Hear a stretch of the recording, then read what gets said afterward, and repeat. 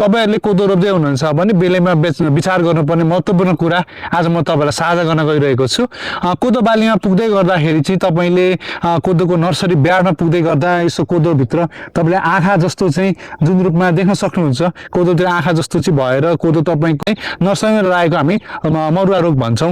यो नर्सरीमै किन आयो त भन्दै गर्दाखेरि चाहिँ यो भन्दा अगाडि तपाईले जुन नर्सरीको ब्याडमा बिउ राख्नु भएको छ कोदोको बिउ त्यसकोमा संक्रमण भएर चाहिँ त्यसमै यसको लक्षण देखिएको थियो र यसमै पहिला देखिएको अवस्था हामीले चाहिँ बिउलाई उपचार नगरिकन नर्सरी ब्याडमा प्रयोग गर्दाखेरिको अवस्थामा चाहिँ यो मरुवा रोगको चाहिँ जीवाणु त्यसमा संक्रमण भएको कारणले गर्दाखेरि चाहिँ अत्याधिक रूपमा नाइट्रोजनको प्रयोग गरेको अवस्थामा धेरै गरी बाक्लो गरी कोदो छरेको अवस्थामा बिउ राखेको अवस्थामा साथसाथै चाहिँ यो तापक्रम घटबढ भइरहेको अहिले जुन समय छ र अत्याधिक रूपमा पानी परिरहेको जुन वातावरण छ त्यसको हावापानी नमिल्दाखेरि पनि यसको लक्षण चाहिँ तत्काल देखिन्छ।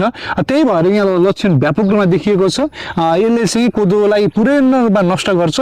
यसले चाहिँ हाम्रो कोदो बालीलाई चाहिँ 90% सम्म क्षति गरेको विभिन्न अध्ययन अनुसन्धानले पनि देखाएको छ। यसलाई नियन्त्रण गर्नका लागि चाहिँ हामीले पहिलो काम यसमा पानीको लागि चाहिँ कम गर्नुपर्छ। साथसाथै युरिया जन्य जुन रूपमा यसलाई नाइट्रोजनको जुन स्रोतहरू प्राप्त भइरहेको छ यसलाई तत्काल बन्द गर्नुपर्छ भन्ने कुरा रह्यो भने चाहिँ यसलाई हामीले चाहिँ अब यो धेरै रूपमा देखिएको कारणले गर्दा चाहिँ रासायनिक विषादीको प्रयोग गर्दाखेरि चाहिँ अब कार्बोनेजिम भन्छौँ कार्बोनेजिम प्रयोग गर्न सक्यो। त्यसै गरी चाहिँ अब कार्बोनेजिम भन्दा पनि विभिन्न अनुसन्धानले चाहिँ यो ट्राइसाइक्लोजुल लगभग हाम्रो चाहिँ 0.5 ml प्रति हामीले चाहिँ अब जस्ट 0.75 ml चाहिँ 1 लिटर पानीमा मिसाएर प्रयोग गरेको अवस्थामा चाहिँ यसले नियन्त्रण गर्न पुग्छ भन्ने कुरा हो। तर यो अहिलेको नर्सरी व्यवस्थामा नर्सरीको चरणमा देखिएको कारणले गर्दाखेरि सकभर चाहिँ यो क्षतिग्रस्त बाली जुन रूपमा रोग लागेको छ यसरी हेर्न सक्छ। यसलाई चाहिँ हाम्रो मेन फिल्डमा नसारेको सबभन्दा उत्तम हो किन यहाँ देखिसकेपछि त्यहाँ भोलिका दिनमा यसको पूर्ण फेरि हावापानी नमिलेको अवस्थामा देखिन सक्छ भन्ने कुरा छ।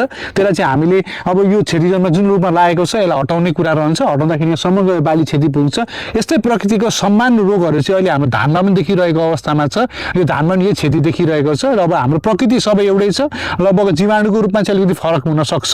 लक्षण सबैको प्लास्टको मरुवा रोग भन्छौँ हामी सबैको क्षतिको लक्षण यस्तै देखिन्छ। व्यवस्थापन गर्ने तरिका पनि एउटै भएको कारणले गर्दाखेरि चाहिँ जुन रूपमा हाम्रो कोदो लगाउँदै गर्नुभएका किसानहरूलाई चाहिँ म विशेष रूपमा चाहिँ अनुरोध गर्न चाहन्छु भन्ने कुरा भयो।